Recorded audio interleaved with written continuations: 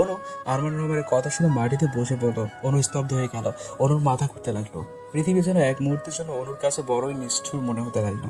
অনু মাটিতে বসে থেকে উঠে গিয়ে দৌড়ে চলে গেল নিজের রুমে। দরজাটা লাগিয়ে দিয়ে সোফায় বসে পড়ল অনু। ঘন ঘন নিঃশ্বাস নিচ্ছে অনু। শ্বাস নিতেও ভীষণ কষ্ট হচ্ছে তার। অনুর বিয়ে হবে তা অন্য কারোর সাথে, এটা অনু কিছুতেই মেনে নিতে পারবে না। তাই অনু তাড়াতাড়ি আদ্রকে ফোন করলো। আদ্রকে সবটা জানাতে হবে। আদ্র এখনো দরজায় হেলান দিয়ে ফ্লোরে বসেছিল। ফোন বাজতে আদ্র ফোন হাতে নিয়ে দেখলো অনু ফোন করেছে। আদ্র ফোন রিসিভ করে কানে দিতেই অনু কাঁদতে কাঁদতে বলল। হ্যালো আদ্র। আদ্র বিচলিত স্বরে বলল, কি হয়েছে অনু?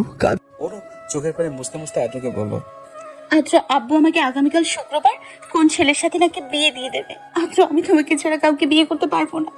তুমি প্লিজ কিছু একটা করো, বিয়েটা আটকাও। আদ্র অনুর কথা শুনে থমকে গেল।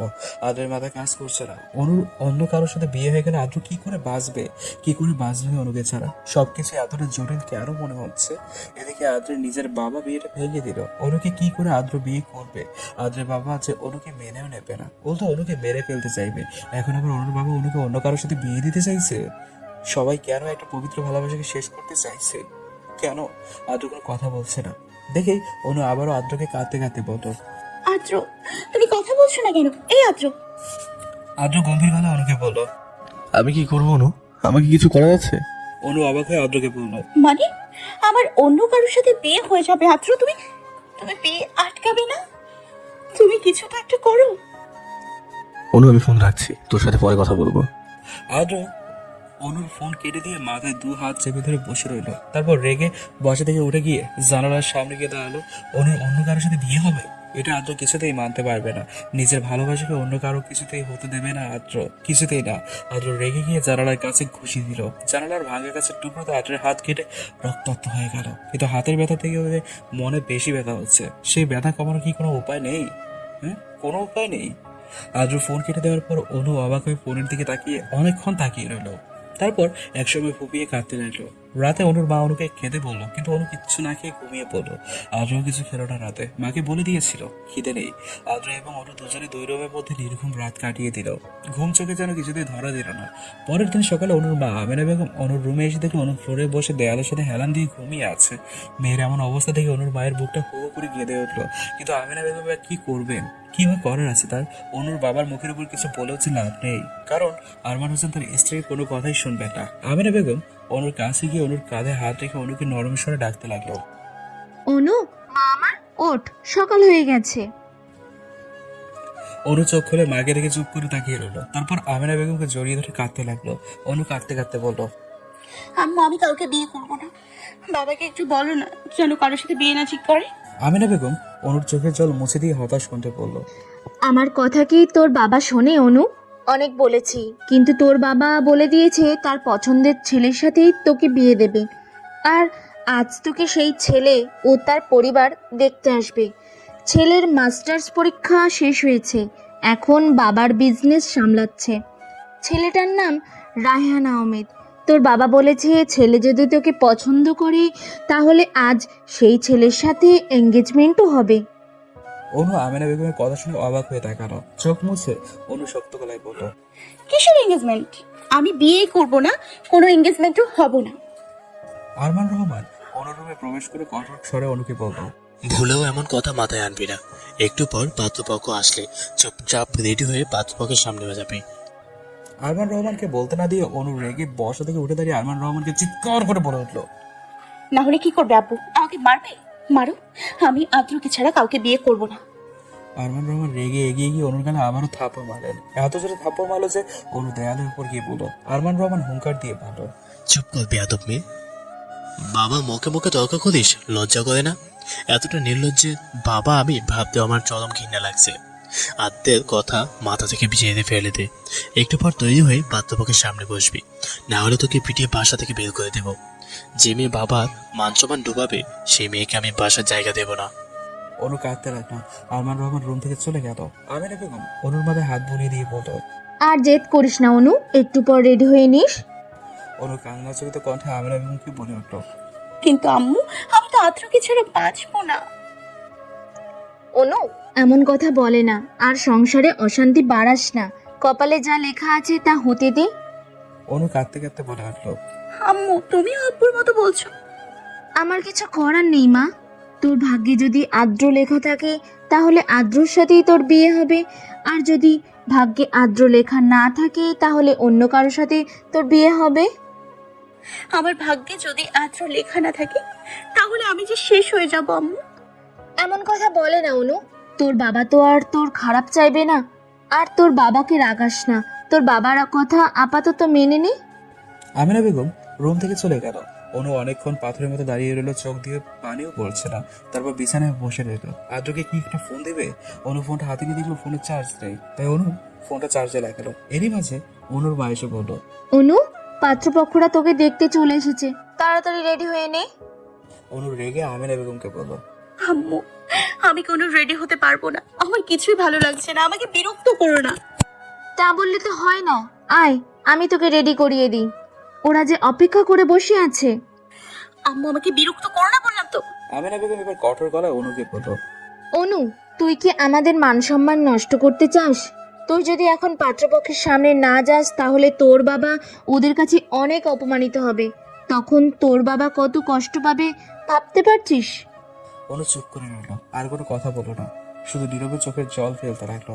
আমিনা বেগম সামনে থাকায় অনু আদ্রকে একটা ফোনও করতে পারলো না। অনু একটু পর মনে মনে ভেবে নিল যে যেই ছেলে দেখতে আসবে সেই ছেলের সাথে আলাদা কথা বলে বিয়েটা ভেঙে দেবে। আমিনা বেগম অনুকে একটা নীল রঙের শাড়ি পরিয়ে দিল। তারপর অনুকে অল্প সাজিয়ে দিয়ে ড্রয়িং রুমে নিয়ে গিয়ে সোফায় বসালো। অনু চুপচাপ মাথা নিচু করে গম্ভীর হয়ে বসে আছে, কোনো কথা বলছে না। ড্রয়িং রুমে ওর বাবা আরমান রহমান পাত্রপক্ষের বাবা এবং মায়ের সাথে হেসে হেসে কথা বলছিল। পাত্রপক্ষের মা ও বাবা অনুকে দেখে পছন্দ করলো। অনুর বাবা আরমান রহমান পাত্র মানে ছেলেকে জিজ্ঞেস করলো, বাবা, আমার মেয়েকে তোমার পছন্দ হয়েছে? ছেলেটি মুচকি হেসে আরমান রহমানকে বলল, হ্যাঁ আঙ্কেল, আমার ওনাকে খুব পছন্দ হয়েছে। আর আঙ্কেল, আমি তো এর আগেও আপনাকে বলেছিলাম আমি ওনাকে পছন্দ করি, তাও আবার আজকে জিজ্ঞেস করলেন। আরমান রহমান হেসে বললেন। তাও আজকে একটু জিজ্ঞেস করে নিশ্চিত হলাম। ছেলের কণ্ঠস্বরে অনুর বুকের ভিতর কেঁপে উঠল, কারণ ছেলেটির কণ্ঠস্বর অনুর কাছে খুব পরিচিত বলে মনে হলো। অনু চোখ বড় বড় করে অবাক হয়ে ছেলেটির দিকে তাকিয়ে স্তব্ধ হয়ে গেল। অনু বসা থেকে উঠে দাঁড়িয়ে ঘাবড়ে গিয়ে কাঁপা কাঁপা গলায় বলল, বলো, তুমি এখানে? হ্যাঁ অনু, আমি। এটা কি করে সম্ভব? আমি যে আম্মুর কাছে শুনেছিলাম পাত্রের নাম রায়হান আহমেদ। পল্লব হেসে বলল, আমার নাম রায়হান আহমেদ পল্লব। আন্টি হয়তো পল্লব নামটা তোমাকে বলেনি। পল্লবের বাবা আরমান রহমানকে বললেন, জানেন আরমান সাহেব, পল্লব তো আমাকে ও তার মাকে বারবার বলেছিল আপনার মেয়ে অনুকে খুব পছন্দ করে, অনুকে বিয়ে করতে চায়। আমরা কি আমাদের ছেলের আবদার না রেখে পারি? যতই হোক একটা মাত্র ছেলে আমাদের অনুকে শেষমেশ ভীষণ পছন্দ হয়েছে। অনু চুপ করে অবাক হয়ে তাকিয়ে সব শুনতে লাগলো। আরমান রহমান তখন পল্লবের বাবাকে বললেন, রেদওয়ান সাহেব, আপনার ছেলে সেদিন আমার বাসায় এসে আমাকে বলেছিল আমার মেয়েকে খুব ভালোবাসে। পল্লব নাকি অনু খুব ভালো বন্ধু, অনুকে বিয়ে করতে চায়। আমি তো শুনে অবাক হয়ে আপনার ছেলের দিকে তাকিয়েছিলাম, কিন্তু সেদিন আমি কিছুই বলিনি। পরে বুঝতে পারলাম এমন ভালো ছেলেকে আমি কিছুতেই ফিরিয়ে দিতে পারবো না। আপনার ছেলে পল্লবকেও আমাদের ভীষণ পছন্দ হয়েছে। এরই মাঝে অনুর বাবা ও পল্লবের বাবার ভীষণ ভালো বন্ধুত্ব হয়েছে। কত হেসে হেসে কথা বলছে ওনারা। অনুর চোখে জল চলে এসছে। অনু মনে মনে বলতে লাগলো, পল্লব, কেন তুমি এমন করলে? তুমি তো জানো আমি আদ্রকে কতটা ভালোবাসি, তাহলে এমন কেন করলে? কেন আমাকে বিয়ে করতে চাইছো? আমাকে কেন আদ্রের কাছ থেকে আলাদা করতে চাইছো? তুমি কি বুঝতে পারছো না আমি তোমাকে কোনোদিন ভালোবাসতে পারবো না? পল্লবের মা পল্লবের হাতে এঙ্গেজমেন্ট রিংটা দিয়ে বলল। পল্লব বাবা, এটা অনুকে পরিয়ে দে। পল্লব উঠে দাঁড়িয়ে অনুর হাত ধরে এঙ্গেজমেন্ট রিং পরাতে নিলে অনু নিজের হাত তাড়াতাড়ি সরিয়ে নিল। অনু তার বাবার দিকে তাকিয়ে দেখলো আরমান রহমান রাগী দৃষ্টিতে অনুর দিকে তাকিয়ে আছে। অনুর এখন নিজেকে খুব অসহায় মনে আছে। অনু মনে মনে বলল, আদ্র, কোথায় তুমি? তুমি এসে আমাকে বাঁচাও। পল্লব অনুকে জিজ্ঞেস করলো, কি হলো অনু, হাত সরালে কেন? অনু শান্ত স্বরে পল্লবকে বলল, পল্লব, তুমি এমন কেন করছো? কেন, আমি আবার কি করলাম? পল্লব, তুমি সবটা জেনেও না জানার ভান করছো কেন? অনু, আমি সবটা জেনেও তোমাকেই ভালোবাসি এবং তোমাকেই বিয়ে করতে চাই। এদিকে পল্লবের বাবা পল্লবকে জিজ্ঞেস করলেন, কি হলো, তোরা কি নিয়ে কথা বলছিস? পল্লব, অনুকে আংটিটা পড়া। পল্লব আবার অনুর হাত ধরে আংটিটা অনুর আঙ্গুলে পরিয়ে দিল। অনুর চোখের জল ফেলে পল্লবের দিকে তাকালো। অনুকেও একটা আংটি দেওয়া হলো পল্লবকে পরিয়ে দেওয়ার জন্য। অনু নাচে কাঁদতে কাঁদতে পল্লবের হাতে আংটিটা পরিয়ে দিল। পল্লব দেখছে অনু কাঁদছে। পল্লবের মন খারাপ হলেও তবুও পল্লবের কিচ্ছু করার নেই। পল্লব যে অনুকে ভীষণ ভালোবেসে ফেলেছে, আর ভালোবাসা মানুষকে ছাড়া পল্লবের জীবন যে অন্ধকার। পল্লব নিরুপায় ছিল। অনু কাঁদতে কাঁদতে মনে মনে বলল, তুমি আসলে না আদ্র, কি করেও আসবে? তুমি যে জানো না তোমার অনুরাজ এঙ্গেজমেন্ট হয়ে গেছে। আচ্ছা, আজকের এঙ্গেজমেন্টের মতো কি বিয়েটাও একসময় পল্লবের সাথে আমার হয়ে যাবে? না, আমি কিছুতেই পল্লবকে বিয়ে করতে পারবো না। আদ্রকে ছাড়া আমি কাউকে বিয়ে করতে পারবো না। অনু দৌড়ে নিজের রুমে চলে গেল। আমিরা বেগম হাসার চেষ্টা করে অনু হয়তো লজ্জা পেয়েছে। সবাই আমিরা বেগমের কথা মেনে নিল। এদিকে অনুর রুমের দরজা বন্ধ করে নিঃশব্দে কাঁদতে লাগলো। অনুর বুকটা কষ্টে ফেটে যাচ্ছে, কিন্তু কেউ অনুর কষ্ট বুঝতে চাইছে না। কেউই না। পল্লবদের পরিবার সেই সকালবেলাতে অনুর বাসা থেকে চলে গেছে। অনু সারাদিন ধরে নিজের রুমে চুপ করে বসে জানালার বাইরে তাকিয়ে আছে। এখন আর অনু কাঁদছে না। অনুর চোখের জল শুকিয়ে গালের দাগ হয়ে বসে আছে। আদ্রকে অনু অনেকবার ফোন করেছিল, কিন্তু আদ্রের ফোনটা অনু বন্ধ পায়। অনু কোনো কিছুই আদ্রকে জানাতে পারো না যে আজ অনুর এঙ্গেজমেন্ট হয়েছে, তাও পল্লবের সাথে।